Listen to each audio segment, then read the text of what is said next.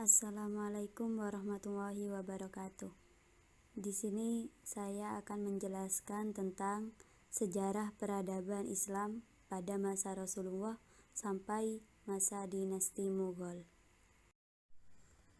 Yang pertama, perkembangan Islam pada masa Rasulullah, yaitu pendidikan Islam yang dijalankan oleh Rasulullah SAW melalui dua periode.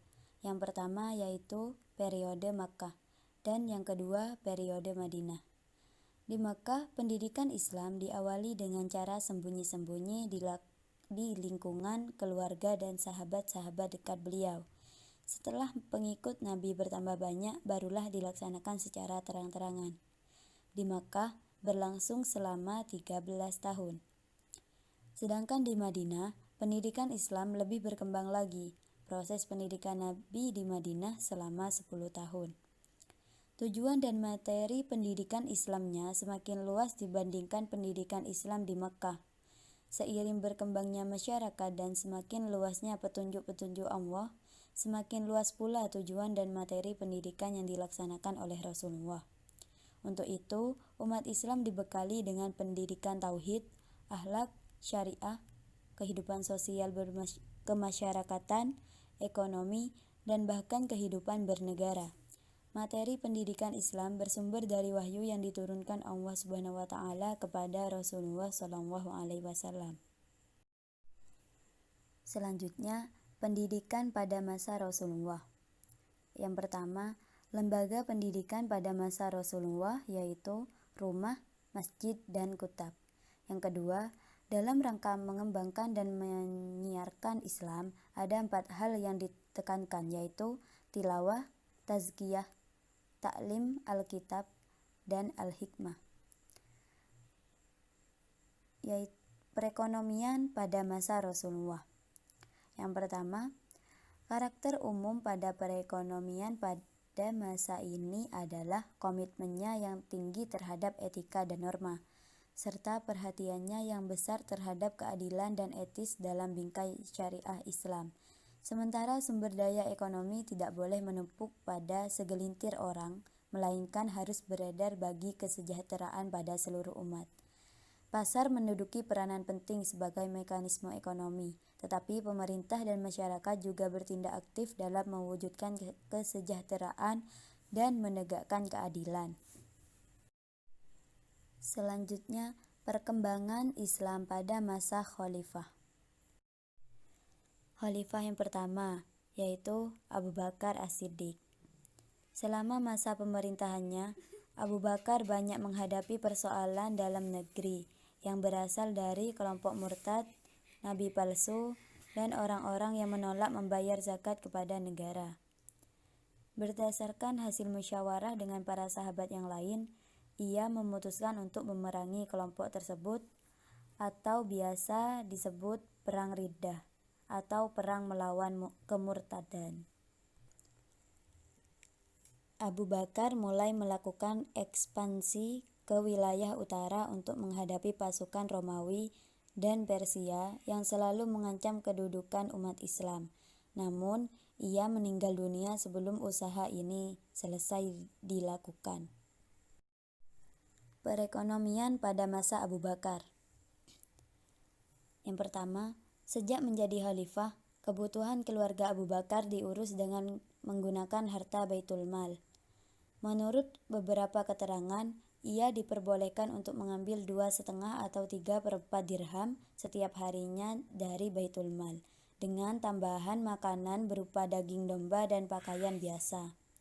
Setelah berjalan beberapa waktu, ternyata tunjangan tersebut kurang mencukupi. Oleh karena itu, tunjangan Abu Bakar ditambah menjadi 2.000 atau 2.500 dirham. Menurut riwayat lain, 6.000 dirham per tahun. Yang kedua, seluruh kaum muslimin diberikan bagian yang sama dari hasil pendapatan negara. Apabila pendapatan meningkat, seluruh kaum muslimin mendapat manfaat yang sama dan tidak ada seorang pun yang dibiarkan dalam kemiskinan. Yang kedua yaitu Khalifah Umar bin Khattab. Setelah diangkat sebagai khalifah, Umar bin Khattab memperkenalkan istilah Amir al-Mu'minin atau komandan orang-orang yang beriman. Pada masa pemerintahannya yang berlangsung selama 10 tahun, Umar bin Khattab banyak melakukan ekspansi hingga wilayah Islam meliputi Jazirah Arab, sebagian wilayah kerajaan Romawi, seperti Syria, Palestina, dan Mesir, serta seluruh wilayah kerajaan Persia, termasuk Irak. Atas keberhasilannya tersebut, orang-orang Barat menjuluki Umar bin Khattab sebagai The Saint Paul of Islam. Perekonomian pada masa Umar bin Khattab. Yang pertama, mendirikan Baitul Mal. Yang kedua, kepemilikan tanah. Yang ketiga, zakat. Yang keempat, atau membayar pajak. Yang kelima, sedekah non-muslimin. Yang keenam, mata uang. Yang ketujuh, klasifikasi dan alokasi pendapatan negara.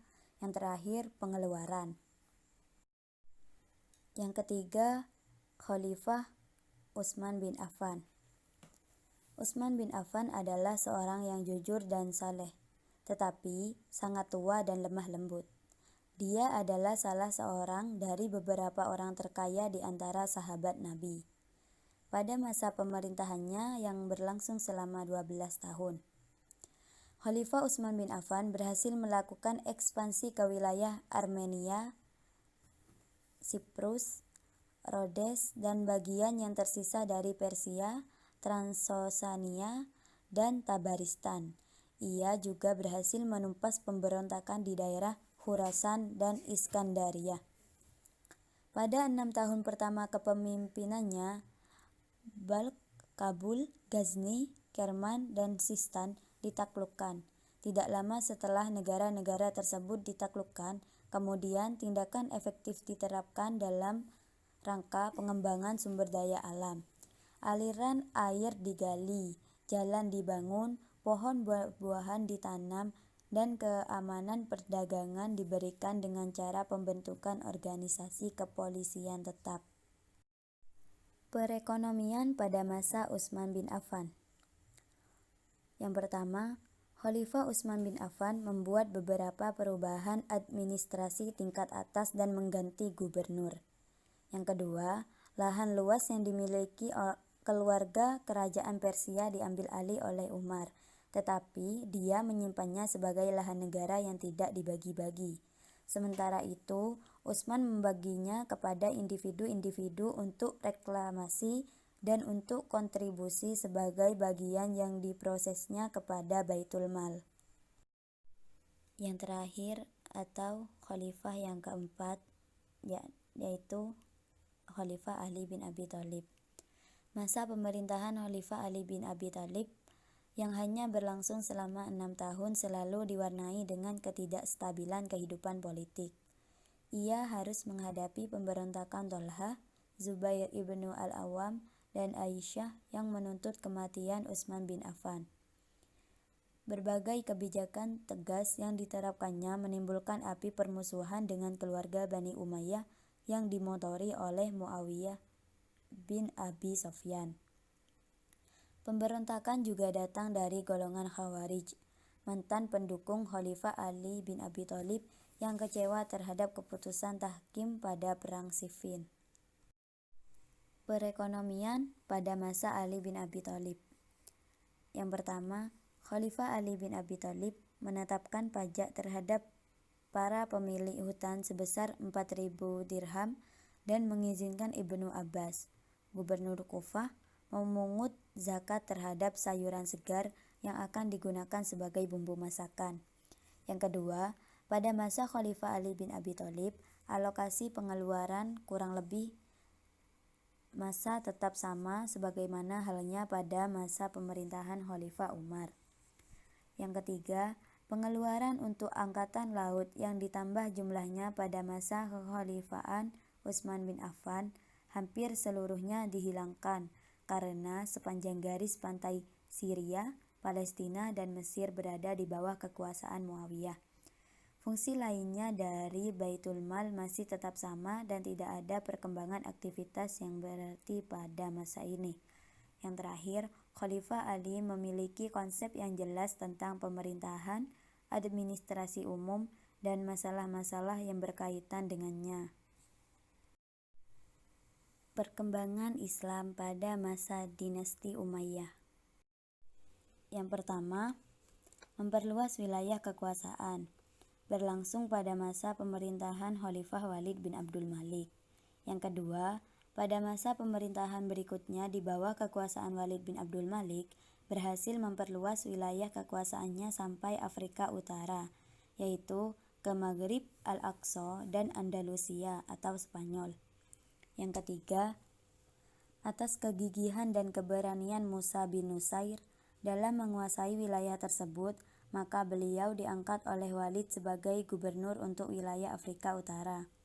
Dan ia terus melanjutkan usahanya dalam memperluas wilayah Islam sampai tepi lautan Atlantik dengan dipimpin Tariq bin Ziyad yang dibantu oleh Grand Julian. Mereka juga diutus untuk merebut wilayah Andalusia dan tepatnya pada tahun 711 Masehi. Tariq mendarat di sebuah selat yang sekarang disebut sebagai Selat Jabal Tariq atau Selat Gibraltar. Yang keempat, selain dalam memperluas wilayah kekuasaan, dinasti Umayyah juga mengalami perkembangan dalam bidang kebudayaan. Di antara kebudayaan Islam yang mengalami perkembangan pada masa ini adalah seni sastra, seni rupa, seni suara, seni bangunan, seni ukir, dan sebagainya. Pada masa ini telah banyak bangunan hasil rekayasa umat Islam dengan mengambil pola Romawi, Persia, dan Arab. Contoh, salah satu dari bangunan itu adalah Masjid Damaskus yang dibangun pada masa pemerintahan Walid bin Abdul Malik dengan hiasan dinding dan ukiran yang sangat indah. Yang kelima, dalam perkembangan ilmu pengetahuan, tidak hanya meliputi ilmu pengetahuan agama saja, tetapi juga ilmu pengetahuan umum seperti ilmu kedokteran, filsafat, astronomi, ilmu pasti, ilmu bumi, ilmu sejarah, dan sebagainya. Kota yang menjadi pusat-pusat kajian ilmu pengetahuan antara lain adalah Damaskus, Kufah, Mekah, Madinah, Mesir, Cordova, Granada, dan lainnya, dengan masjid sebagai pusat pengajarannya selain madrasah atau lembaga pendidikan yang ada. Perekonomian pada masa dinasti Umayyah. Yang pertama yaitu salah satu perubahan yang cukup terlihat di masa itu adalah perubahan mekanisme pengelolaan Baitul Mal. Yang kedua, selain itu, pembangunan perekonomian di masa Muawiyah dilakukan melalui pencetakan mata uang khusus, pengembangan beberapa jabatan menjadi jabatan profesional seperti hakim, sehingga memperbesar jumlah lapangan kerja bagi masyarakat muslim. Yang ketiga, perbaikan ekonomi yang dilakukan pada masa awal pendirian Daulah Bani Umayyah secara tidak langsung memberikan dampak yang luas bagi berbagai macam sektor di luar perekonomian. Perkembangan Islam pada masa dinasti Abbasiyah. Yang pertama yaitu masa Daulah Abbasiyah adalah masa keemasan Islam atau sering disebut dengan istilah The Golden Age. Pada masa itu, umat Islam telah mencapai puncak kemuliaan, baik dalam bidang ekonomi, peradaban, dan kekuasaan. Selain itu juga telah berkembang berbagai cabang ilmu pengetahuan. Ditambah lagi dengan banyaknya penerjemahan buku-buku dari bahasa asing ke bahasa Arab. Yang kedua, Bani Abbas telah mulai melakukan upaya perebutan kekuasaan sejak masa Khalifah Umar bin Abdul Aziz 717 sampai 720 Masehi berkuasa. Khalifah itu dikenal memberikan toleransi kepada berbagai kegiatan keluarga Syiah. Yang ketiga, Abu Abbas kemudian memulai makar dengan melakukan pembunuhan sampai tuntas semua keluarga Khalifah, yang waktu itu dipegang oleh Khalifah Marwan II bin Muhammad. Begitu dahsyatnya pembunuhan itu sampai Abu Abbas menyebut dirinya sang pengalir darah atau as-Saffah. Maka bertepatan pada bulan Zulhijjah 132 Hijriah atau 750 Masehi dengan terbunuhnya Khalifah Marwan II di Fustat, Mesir, dan maka resmilah berdiri Daulah Abbasiyah. Perkembangan dari kemajuan sosial budaya yang terjadi pada masa Bani Abbasiyah. Yang pertama, kemajuan dalam bidang sosial budaya. Yang kedua, perkembangan dan kemajuan bahasa sastra. Yang ketiga, perkembangan seni musik. Yang keempat, kemajuan dalam bidang pendidikan. Dan yang kelima, kemajuan Bani Abbasiyah dalam ilmu pengetahuan. Perekonomian pada masa Bani Abbasiyah. Yang pertama yaitu pertumbuhan ekonomi atau economic growth. Dikatakan cukup stabil dan menunjukkan angka vertikal. Devisa negara penuh berlimpah-limpah. Uang masuk lebih banyak daripada pengeluaran. Kue nasional membekak melebihi dari anggaran belanja negara.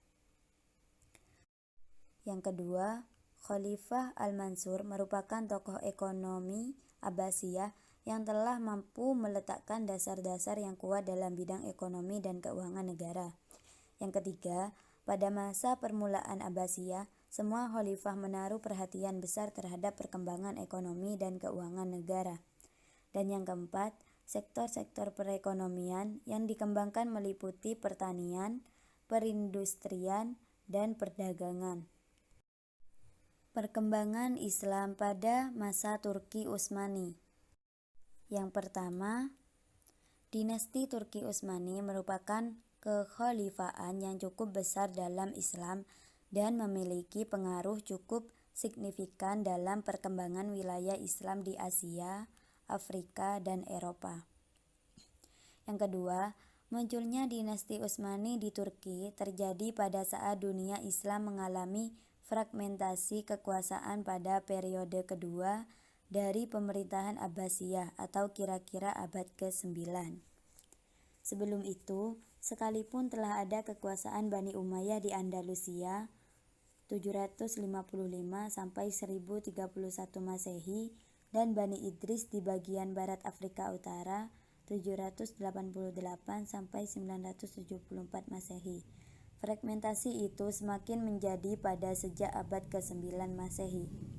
Yang ketiga, Kerajaan Utsmani berkuasa secara meluas di Asia Kecil sejak munculnya pembina dinasti ini, yaitu Ottoman, pada tahun 1306 Masehi. Golongan Ottoman mengambil nama mereka dari Utsman I, 1290 sampai 1326 Masehi. Pendiri kerajaan ini dan keturunannya berkuasa sampai 1922. Yang keempat, di antara negara Muslim, Turki Utsmani yang dapat mendirikan kerajaan yang paling besar serta paling lama berkuasa. Dan yang kelima, dinasti Turki Utsmani merupakan kekhalifahan Islam yang mempunyai pengaruh besar dalam peradaban di dunia Islam. Perekonomian pada masa Turki Utsmani. Yang pertama, perekonomian Turki Utsmani dibagi menjadi dua periode, yaitu yang pertama periode klasik yang mana berbasis pertanian. Khalifah memberikan keleluasaan kepada setiap wilayah untuk mengembangkan potensi pertaniannya. Dan yang kedua, era reformasi, yaitu era perbaikan pengaturan sistem pemerintahan yang terdiri atas perbaikan administrasi publik dan perubahan sistem politik pada masa itu dari tangan militer kepada publik yang tujuannya untuk memberikan fungsi layanan publik yang lebih baik. Perkembangan Islam pada masa dinasti Safawiyah. Yang pertama, Kerajaan Safawi berdiri di saat Kerajaan Turki Utsmani mencapai puncak kejayaannya. Awalnya, kerajaan ini berasal dari sebuah gerakan tarekat yang berdiri di Ardabila, sebuah kota di Azerbaijan atau wilayah Rusia. Tarekat ini diberi nama Tarekat Safawiyah. Yang kedua, Penggas awal berdirinya kerajaan Safawi adalah Syekh Ishaq Safiuddin atau lebih dikenal dengan Safi al-Din. Safi al-Din merupakan keturunan dari Imam Syiah. Yang ketiga, masa kekuasaan Abbas I merupakan puncak kejayaan kerajaan Safawi. Secara politik, ia mampu mengatasi berbagai kemelut di dalam negeri yang mengganggu stabilitas negara dan berhasil merebut kembali wilayah-wilayah yang pernah direbut oleh kerajaan lain pada masa raja-raja sebelumnya. Perekonomian pada masa dinasti Safawiyah, yaitu yang pertama, keberadaan stabilitas politik kerajaan Safawiyah pada masa Abbas I ternyata telah memacu perkembangan perekonomian. Terlebih setelah Kepulauan Hormuz dikuasai dan pelabuhan Gumrun diubah menjadi Bandar Abbas. Dengan dikuasainya bandar ini, maka salah satu jalur dagang laut antara timur dan barat yang biasa diperebutkan oleh Belanda, Inggris, dan Perancis sepenuhnya menjadi milik kerajaan Safawiyah. Dan yang kedua, di samping bidang perdagangan, kerajaan Safawiyah juga mengalami kemajuan dalam sektor pertanian, terutama di daerah sabit subur atau Fertile Crescent. Perkembangan Islam pada masa dinasti Mughal. Perkembangan Islam pada masa dinasti Mughal. Yang pertama, kerajaan Mughal merupakan kelanjutan dari Kesultanan Delhi, sebab ia menandai puncak perjuangan panjang untuk membentuk sebuah imperium India Muslim yang didasarkan pada sebuah sintesa antara warisan bangsa Persia dan bangsa India. Yang kedua, kerajaan Mughal bukanlah kerajaan Islam pertama di India. Yang ketiga, keberadaan kerajaan ini dalam periodisasi sejarah Islam dikenal sebagai masa kejayaan kedua setelah sebelumnya mengalami kecemerlangan pada dinasti Abbasiyah. Yang keempat, kerajaan Moghul atau Mughal Pen.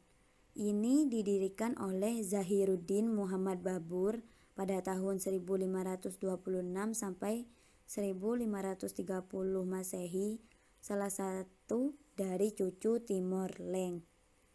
Pada tahun 1504 Masehi, ia menduduki Kabul, ibu kota Afghanistan. Setelah Kabul dapat ditaklukkan, Babur meneruskan ekspansinya ke India. Dan yang keenam, pada tahun 1525 Masehi, Babur berhasil menguasai Punjab dengan ibu kota Lahore. Setelah itu, ia memimpin tentaranya menuju Delhi. Pada tanggal 21 April 1526 Masehi, terjadilah pertempuran yang dahsyat di Panipat. Babur memasuki kota Delhi sebagai pemenang dan menegakkan pemerintahannya di sana. Dengan demikian berdirilah kerajaan Mughal di India. Perekonomian pada masa dinasti Mughal. Yang pertama yaitu terbentuknya sistem pemberian pinjaman bagi usaha pertanian. Yang kedua, adanya sistem pemerintahan lokal yang digunakan untuk mengumpulkan hasil pertanian dan melindungi petani. Yang ketiga, sistem pengumpulan pajak yang diberlakukan pada beberapa provinsi utama pada imperium ini. Dan yang terakhir, perdagangan dan pengolahan industri pertanian mulai berkembang. Sekian dari saya, kurang lebihnya mohon maaf. Wassalamualaikum warahmatullahi wabarakatuh. Terima kasih.